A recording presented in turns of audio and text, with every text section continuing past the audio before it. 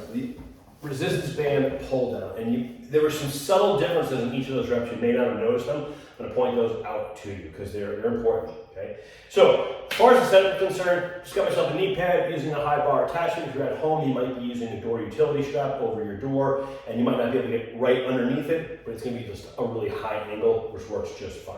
Okay. You can do this in a seated position or in a kneeling position, whatever's more comfortable for you. Okay. I also have to be facing this way for the sake of the video. Generally, when I do the exercise, I tend to actually face the other way.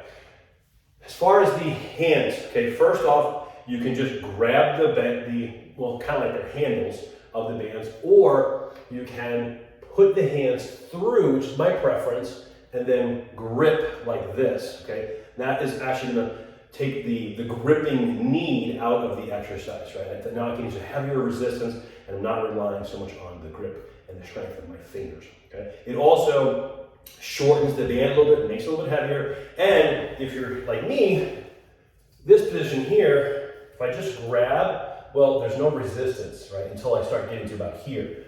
So if I can loop the band, I can wrap the band over to shorten it, or I can just use this grip and it works better, okay? Now, from here, I can sit back on my feet, I can be high up, I can even sit down, put my feet against the wall, kind of a little bit more of a seat, like a pull down, like a machine, like you might see at a gym. Doesn't matter what you choose, just get yourself set and hold that position. Like I wouldn't be high and then pulling, using my lower body to help me out. So I find my position, and here I am, okay? Now, you'll see that the band actually pulls the shoulders up towards the ears, okay? That's elevation, and then if we don't bend the elbows but we pull down, that's depression, okay? A good form of depression. We're gonna depress the shoulders. So we're leading with the scapula, basically think about the shoulder blades. They're kind of risen, and we're gonna drop them down, get them set into position.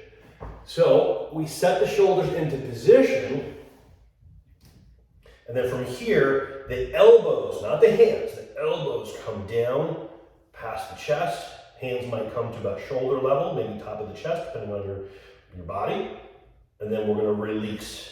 Now, we can do this one of two ways. We can double release, so let the shoulder blades go, and then it's depress, follow through elbows, hands are just coming along for the ride, release, keeping the depression, and then elevate. So it's kind of like 1, 2, 3, 4.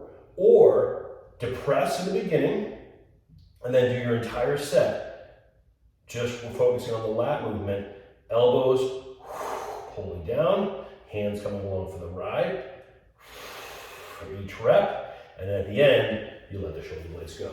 I will oftentimes tell you which version we're going to do, or if I don't, then you've got the choice. Okay, do the one that you can control the best. If you're struggling with that, you might want to practice that a little bit. Use a lighter weight and really kind of get that shoulder motion and really feel that, learn that, get that mind-muscle connection. When you do that, it'll also take away the feeling of like my arms are doing the work. This is not an arm exercise. This is a back exercise. I'm really focusing on the lat muscles. So am I using the right muscles? Depress the shoulder, okay, scapula, and then drive the elbow down using the lat. Hands just come along for the ride. It's also why I like using that other grip, so I don't have to grip. I'm not pulling with the hand. Okay? You do this right, and you're gonna really light those lats up. Super important muscle. Feels great. This is one of my favorite exercises. I love all kinds of pull downs and rows because I can really feel them. I can really tune into them. If you're not tuning in, you're gonna think it's an arm exercise. And it's not. You're going to be worrying about your grip. You shouldn't be. Okay? Focus on the big lat muscle. That's what's happening there. So a couple little tricks and tips. If you need a little extra, talk to me, talk to a coach.